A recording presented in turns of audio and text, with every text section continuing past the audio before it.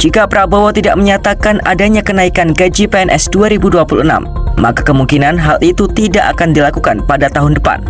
Hal itu disampaikan Prasetyo Hadi saat ditemui di gedung DPR RI pada Jumat 15 Agustus 2025. Berarti apa yang tidak disampaikan ya tidak ada.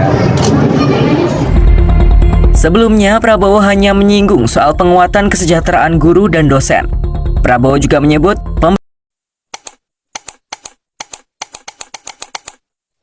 pemerintah telah menyiapkan tunjangan profesi bagi guru non-PNS dan guru ASN daerah secara memadai. Untuk gaji guru, penguatan kompetensi dan kesejahteraan guru, serta dosen dialokasikan sebesar rupiah 178,7 triliun. Tunjangan profesi guru non-PNS dan tunjangan profesi guru ASN daerah disiapkan secara memadai. Isu kenaikan gaji PNS sempat berembus pada bulan April lalu.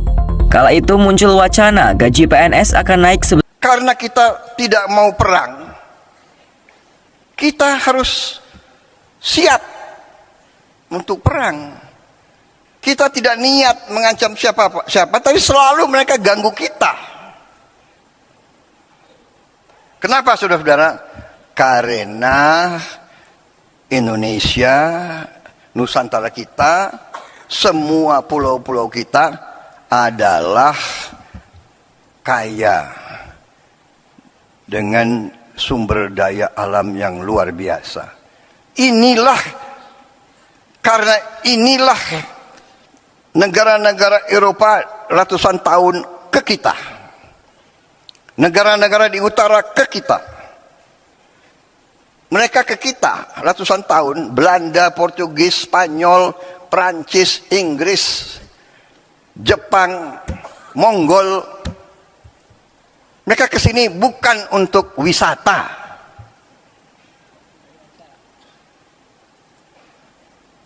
Mereka pertama datang mau dagang. Karena bangsa kita baik, kita nih, genetika kita nih baik, ya kan? Kita suka dengan tamu. Benar? Suka dengan tamu. Semua suku, kalau kedatangan tamu, diterima dengan baik. Walaupun rakyat kita miskin, tamu datang diterima dengan baik.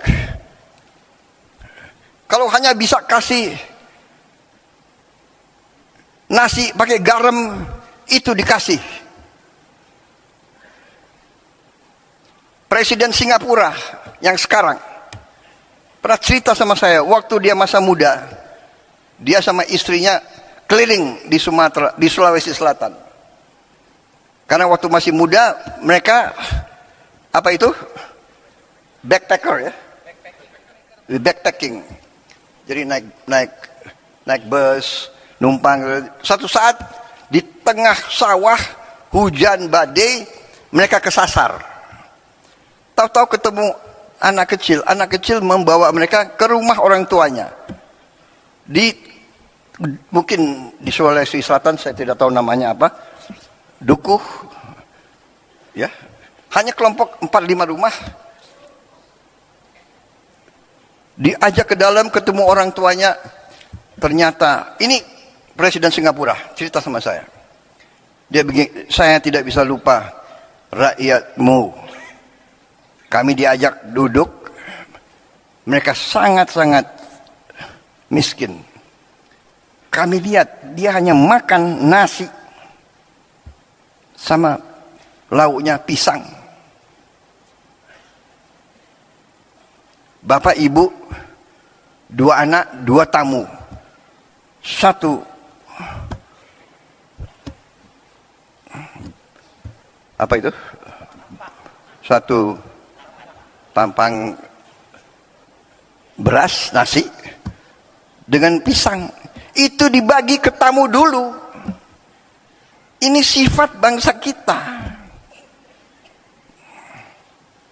Saya mengalami sebagai perwira muda, prajurit muda, rakyat kita di mana-mana keluar memberi sesuatu yang bagi mereka sangat susah. Ini cerita Presiden Singapura 30 tahun yang lalu. Sekarang rakyat kita masih banyak yang hanya makan nasi, mungkin dengan daun singkong, mungkin hanya dengan garam. Saudara-saudara sekalian, karena itu kita hormati semua pendahulu, tapi kita harus faham bahwa kita masih menghadapi kesulitan. Kita masih menghadapi tantangan. Kita masih menghadapi kekurangan.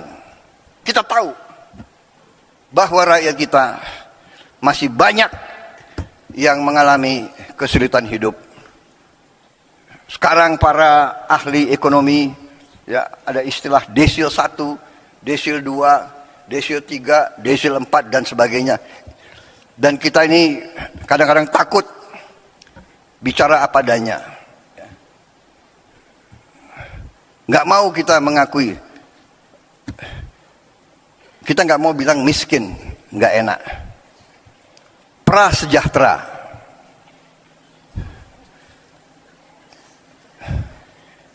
Miskin kasihan kita, tapi nggak enak kita, ya kan?